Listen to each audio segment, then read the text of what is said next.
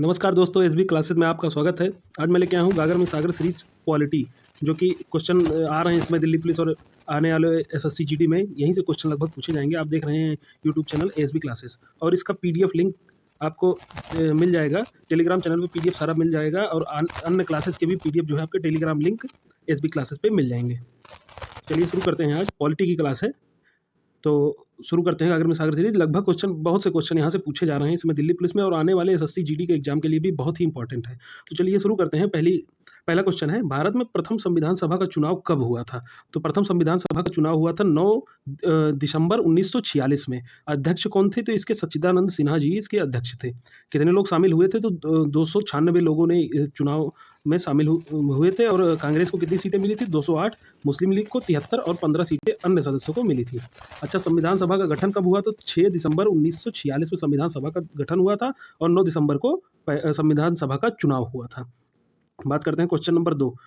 Britain के किस कानून के द्वारा भारतीय प्रतिनिधियों को भारतीय परिषदों, जिसे इंडियन लेजिस्लेटिव काउंसिल के चुनाव में पहली बार सीटों का आवंटन किया गया था? तो ब्रिटेन के किस कानून के द्वारा? तो भारतीय परिषद अधिनियम 1992 के द्वारा जो है भारतीय प्रतिनिधियों को भारतीय परिषदों के चुनाव में पहली बार सीटों का आवंटन किया गया था। अच्छा, भारतीय परिषद अधिनियम 1992 में क्या और चीज़ क्या है? तो भारतीयों को बजट पर बहस की आज़ादी दी गई थी इसमें, भारतीय परिषद अधिनियम 1992 के कानून में। अच्छा, इसके तहत जो है भारतीय परिषद अधिनियम 1992 के तहत प्रथम हाईकोर्ट भी बनाया गया था। कौन सा हाईकोर्ट? कलकत्ता हाईकोर्ट कब बना था ये? तो 1 जुलाई 1862 में ये बनाया गया था, और इसी के तहत जो है बंगाल के गवर्नर जनरल को भारत का गवर्नर जनरल बनाया गया था। ईस्ट इंडिया कंपनी के सभी अधिकार को समाप्त कर दिया गया था भारतीय परिषद अधिनियम 1992 के तहत। क्वेश्चन नंबर 3 है, किस एक्ट ने मुसलमानों के लिए अलग मतदाताओं जिसको सामुदायिक प्रारूप की पेशकश की थी? तो किस एक्ट ने? तो भारत परिषद अधिनियम 1909 के एक्ट ने मुसलमानों के लिए पृथक निर्वाचन प्रणाली की व्यवस्था की थी। अच्छा, 1935 का भारतीय सरकार एक्ट जो है उसमें क्या क्या मिला था? तो भारत को आधी स्वतंत्रता लगभग मिली थी। संघीय न्यायालय की स्थापना की गई थी। संघीय न्यायालय जिसको फेडरल कोर्ट भी कहते हैं, 1937 में इसकी स्थापना हुई थी दिल्ली में। और इसी में ही जो है 11 प्रांतों में चुनाव कराए जाते हैं 1935 के भारत सरकार एक्ट के द्वारा। और आरबीआई की स्थापना हुई थी। बर्मा को भारत से अलग किया गया था 1937 में। बात करते हैं 1919 का संशोधन। इसमें क्या हुआ था? तो प्रांतों में द्वैत शासन लागू किया गया था 1919 के संशोधन में। 1935 में प्रांतों के द्वैत शासन को समाप्त करके केंद्र में द्वैत शासन लागू कर दिया गया था। बात करते हैं क्वेश्चन नंबर 4 की। तो 1950 में भारतीय संविधान द्वारा देश को शामिल करने वाले मौलिक दस्तावेज के रूप में किस अधिनियम को प्रस्तावित किया गया था? तो भारत सरकार अधिनियम 1935 में ही भारतीय संविधान द्वारा देश को शामिल करने वाले मौलिक दस्तावेज के रूप में शामिल किया गया था। चलिए बात करते हैं आगे। मार्लो मिंटो अधिनियम कब आया था? तो 1909 ईस्वी में आया था, और यह प्रथम सांप्रदायिक प्रणाली निर्वाचन प्रणाली से संबंधित है। क्वेश्चन नंबर 5 है, द्वैत शासन किस ब्रिटिश भारत अधिनियम के विशेषता थी? तो अभी आपने पढ़ा है, तो भारत सरकार अधिनियम 1919 में जो है प्रांतों में द्वैत शासन की प्रणाली शुरू की गई थी, और इसमें संशोधन करके 1935 में प्रांत के भी खत्म हो गए थे, तो फिर यहाँ केंद्र में जो है देश शासन की प्रणाली शुरू कर दी गई थी, और प्रांतीय विषयों को 2 भागों में बांटा गया था भारत सरकार अधिनियम 1919 में। बात करते हैं क्वेश्चन नंबर 6। यूनाइटेड किंगडम से संसद के 7 सदस्यों का एक समूह था, जिसे ब्रिटिश भारत के लिए संवैधानिक सुधारों का सुझाव देने के लिए गठित किया गया था। तो कौन सा वो 7 सदस्य का समूह था? तो साइमन कमीशन था। गठन कब हुआ था? तो नवंबर 1927 में हुआ था। कहाँ पे गठन हुआ था? यूके में गठन हुआ था, और 3 फरवरी 1928 को भारत आया था। भारत में इसका विरोध हुआ। कारण क्या थे? कि सभी सदस्य इसके अंग्रेज थे, और साइमन कमीशन के जो अध्यक्ष थे तो अल्सर ब्रुक साइमन इसके अध्यक्ष थे। विरोध में क्या हुआ था? तो 1928 में लाला लाजपत राय की मृत्यु हो गई थी, जिन पर पुलिस ने लाठीचार्ज किया था, और उसी के द्वारा उनकी मृत्यु हो गई थी। अच्छा, फ्रेजर आयोग की स्थापना कब हुई थी? 1902 ईस्वी में हुई थी। किस लिए जाना जाता है फ्रेजर आयोग? पुलिस सुधार के लिए जाना जाता है। हंटर आयोग, इसकी स्थापना कब हुई थी? तो 1982 में हुई थी। ये जो है उच्च शिक्षा के सुधार के लिए जाना जाता है। सार्जेंट आयोग, इसकी स्थापना 1944 में शिक्षा से संबंधित ये भी आयोग है। बात करते हैं क्वेश्चन नंबर 7 की।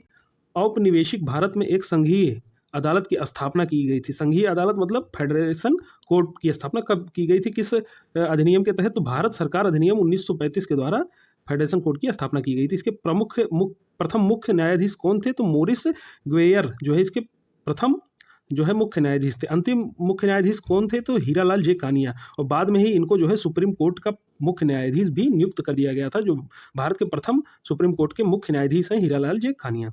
अच्छा, इसमें जो है कितने न्यायाधीश थे फेडरल कोर्ट में? 7 न्यायाधीश थे। इसके संघीय न्यायालय के खिलाफ अपील कहाँ की जा सकती थी? संघीय न्यायालय के फेडरल कोर्ट के खिलाफ अपील कहाँ पे कर सकते थे? तो उसको भारत में नहीं कर सकते थे, उसको प्रीवी काउंसिल ब्रिटेन में कर सकते थे। क्वेश्चन नंबर 8, भारत में किस प्रकार का संघवाद देखा जाता है? तो संघ बनाकर राज्यों का गठन करना, यह संघवाद भारत में देखा जाता है। क्वेश्चन नंबर 9, निर्वाचक या कॉन्स्टिट्यूट सभा पहली बार कब आयोजित हुई थी? तो चुनाव सभा वही जो है 1946 में आयोजित हुई थी। क्वेश्चन नंबर 10, 1946 में मद्रास निर्वाचन क्षेत्र में संविधान सभा की सदस्य कौन बनी थी? तो अम्मू स्वामीनाथन जो है मद्रास में निर्वाचन क्षेत्र में संविधान सभा की सदस्य बनी थी। संविधान सभा में कुल कितनी महिलाएं थी? तो 15 महिलाएं थी। दलित महिला कौन थी? तो दक्षिणायनी जो है दलित महिला थी। मुस्लिम महिला कौन थी? तो बेगम एजाज रसूल जो है इसमें मुस्लिम महिला थी। क्वेश्चन नंबर 11, भारत का मूल संविधान कहाँ प्रकाशित किया गया था? तो भारत का मूल संविधान देहरादून में प्रकाशित किया गया था। कौन सी मैगजीन द्वारा? तो सर्वे ऑफ इंडिया मैगजीन द्वारा प्रकाशित किया गया था। भारतीय संविधान बनने में कितना समय लगा था? तो 2 साल 11 माह 18 दिन लगा था इसको बनने में। खर्चा कितना आया था? तो लगभग 64 लाख का खर्चा आया था भारतीय संविधान बनने में। क्वेश्चन नंबर 12, भारतीय संविधान सभा ने भारत के संविधान को कब संविधान सभा ने भारत के संविधान को कब अंगीकृत किया था? तो अंगीकृत मतलब क्या होता है? बना या अधिनियमित, ऐसे भी क्वेश्चन आता है। अंगीकृत या बना या अधिनियमित, तो कब बन के तैयार हुआ था? 26 नवंबर 1949 में। लागू कब हुआ था? तो 26 जनवरी 1950 में लागू हुआ था ये। तब कितने अनुच्छेद थे इसमें? 395। अनुसूचियाँ कितनी थी? तो 8, और भाग कितने थे? तो 22, जो इसके मूल संविधान में। वर्तमान में अनुच्छेद कितने हो गए? लगभग 470। अनुसूचियाँ 12 और भाग 25 इसके हो गए हैं।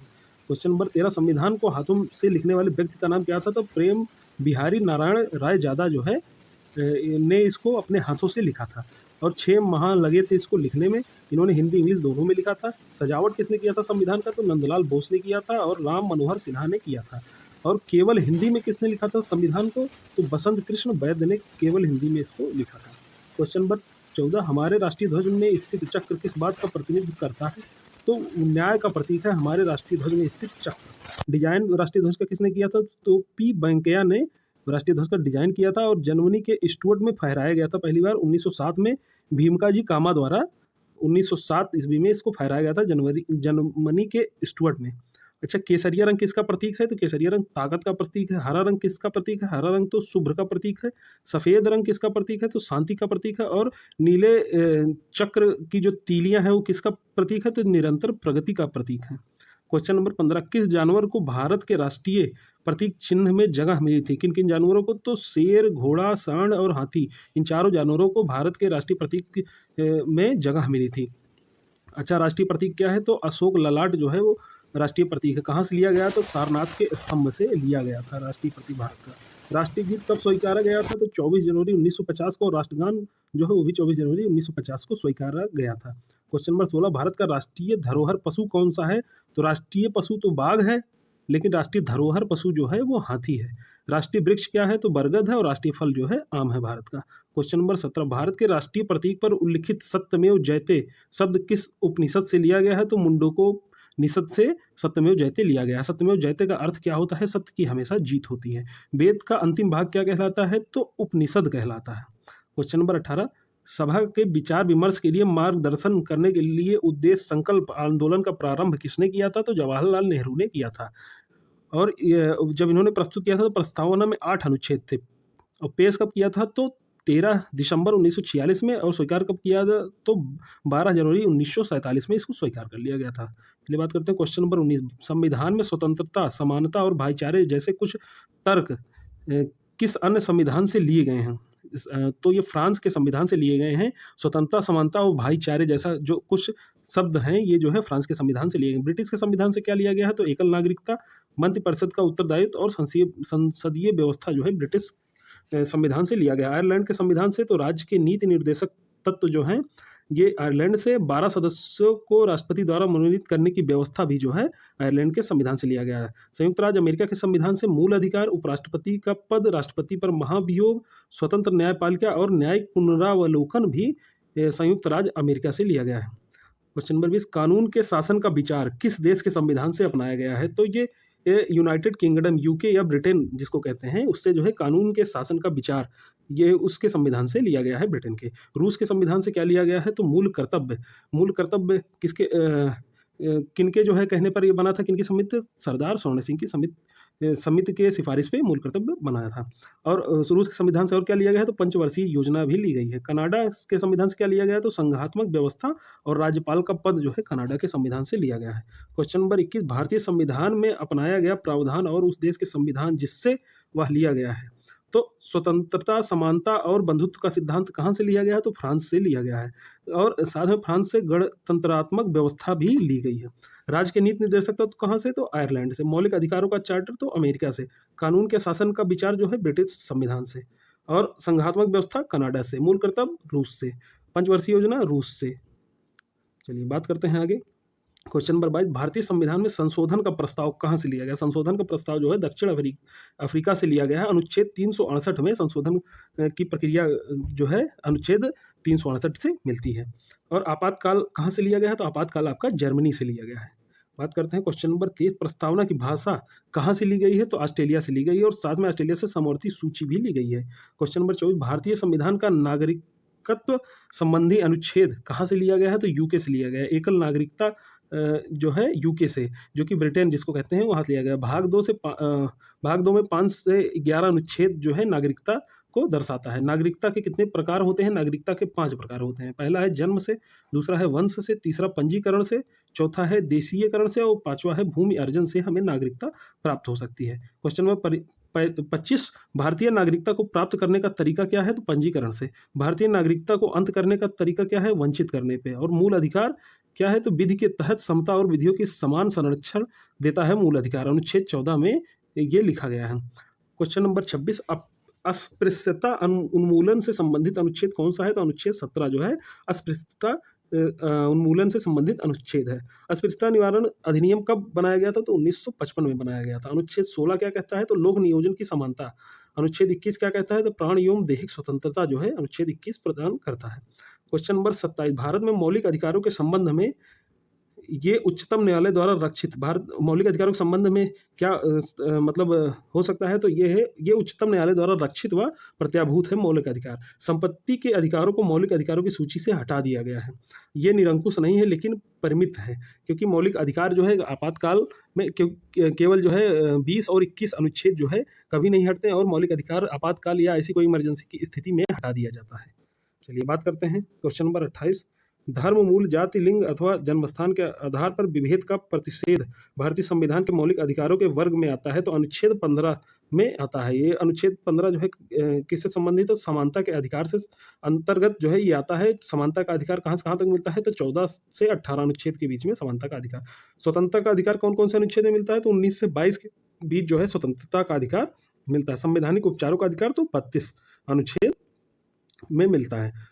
बात करते हैं क्वेश्चन नंबर 30, उपाधियों का उन्मूलन किसके अंतर्गत आता है तो अनुच्छेद 18 के अंतर्गत उपाधियों का उन्मूलन आता है। समता के अधिकार के अंतर्गत जो है उपाधियों के उन्मूलन का यह अनुच्छेद 18 आता है। 14 से 18 के बीच समता के अधिकार का मौलिक अधिकार जो है 14 से 18 अनुच्छेद के बीच में आता है। बात करते हैं क्वेश्चन नंबर 31, मौलिक अधिकार देश में आपातकाल घोषित होने पर निलंबित नहीं होता है। कौन कौन से अनुच्छेद हैं तो अनुच्छेद जो है 20 और 21। ये प्राण जैसे इमरजेंसी लग गया तो हम किसी को जान से नहीं मार सकते हैं तो ये जो है अनुच्छेद 20 और 21 में ये बताया गया है। ये कोई भी इमरजेंसी या कुछ भी हो जाए ये मौलिक अधिकार जो है ये निलंबित नहीं हो सकते हैं। बात करते हैं क्वेश्चन नंबर 32, संपूर्ण भारत के भूभाग में मुक्त रूप से आवागमन करने का अधिकार। जो मुक्त रूप से जहां आवाजाही के लिए परमिशन है वहां पे जो है किस अनुच्छेद के अंतर्गत हम आ जा सकते हैं तो अनुच्छेद 19 के अंतर्गत। और ये किसके अनुच्छेद 19 किसके अंतर्गत आता है तो स्वतंत्रता के अधिकार के अंतर्गत आता है। बात करते हैं क्वेश्चन नंबर 33, भारतीय संविधान के अनुच्छेद के अंतर्गत सर्वोच्च न्यायालय ने इंटरनेट की पहुंच को मौलिक अधिकार घोषित किया है तो अनुच्छेद 19 में भारतीय संविधान ने इंटरनेट की पहुंच को मौलिक अधिकार के रूप में घोषित किया है, क्योंकि इंटरनेट आज के समय में अगर किसी को नहीं मिल रहा है तो ये उसके मौलिक अधिकारों को का हनन माना जाता है। बात करते हैं क्वेश्चन नंबर 34, उस 9 न्यायाधीशों की संवैधानिक पीठ का नेतृत्व किया था जिसमें निजता के अधिकार को मौलिक अधिकार घोषित किया गया था तो किसने किया था तो JS खेहर ने उस 9 न्यायाधीशों की संवैधानिक पीठ का नेतृत्व किया था। बात करते हैं क्वेश्चन नंबर 35। अनुच्छेद 21 के तहत जीवन के अधिकार के भाग के रूप में आजीविका का अधिकार किस मामले के कारण बरकरार किया गया था? तो ओल्गा टेलिस बनाम बॉम्बे नगर निगम केस में जो है जीवन के अधिकार के भाग के रूप में आजीविका का अधिकार को बरकरार किया गया था। क्वेश्चन नंबर 36 है, स्वाभाविक रूप से न्यायपूर्ण है क्या? तो मौलिक अधिकार स्वाभाविक रूप से न्यायपूर्ण है। क्वेश्चन नंबर 37, हमारे देश में शिक्षा का अधिकार एक क्या है? तो मूलभूत अधिकार है। शिक्षा का अधिकार जो है सभी को मिलना चाहिए। शिक्षा का अधिकार एक मूलभूत अधिकार। क्वेश्चन नंबर 38, मौलिक कर्तव्य लागू होते हैं किस पे? नागरिकों पे। और मौलिक कर्तव्य कब जोड़ा गया था संविधान में? तो 42वें संविधान संशोधन द्वारा जोड़ा गया था। भाग 4 का और अनुच्छेद 51 का ये जो है इसी में मौलिक अधिकार को जोड़ा गया था। किसके सिफारिश पे मौलिक कर्तव्य को जोड़ा गया था? मौलिक कर्तव्य किसके सिफारिश पे जो है लागू हुआ था? तो मौलिक कर्तव्य जो है सरदार स्वर्ण सिंह समिति की सिफारिश पर लागू हुआ था।